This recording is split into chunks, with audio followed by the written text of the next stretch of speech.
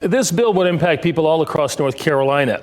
Our Capitol Bureau Chief Laura Leslie is live at the state capitol with what this could mean for the state's economy. Laura?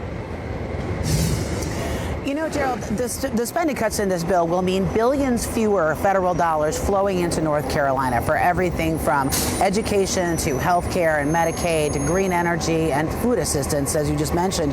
The state's going to have to figure out which of those costs it can cover. At the same time, they're dealing with a shrinking state budget. But one economist says the tax cuts in that bill could turn that around.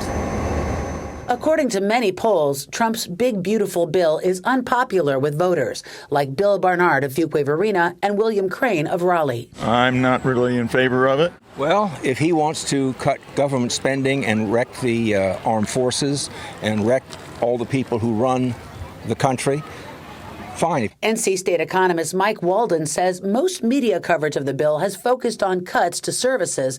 However, he says the bill also cuts taxes in an attempt to jumpstart economic growth. He says that's what Trump's advisors are banking on. If they can get economic growth going up a percentage point, even 2 percentage points, that can be amazing in terms of business development, in terms of jobs. The cuts to federal spending on food assistance and Medicaid will leave the state footing the bill for hundreds of millions of dollars.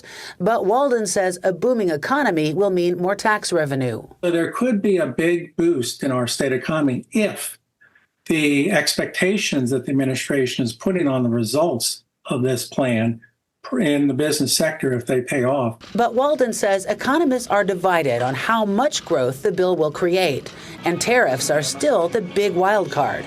They're supposed to go into effect next week unless they're delayed again. If the tariffs are imposed, that could wipe out any benefits in terms of economic growth from the bill that was just passed.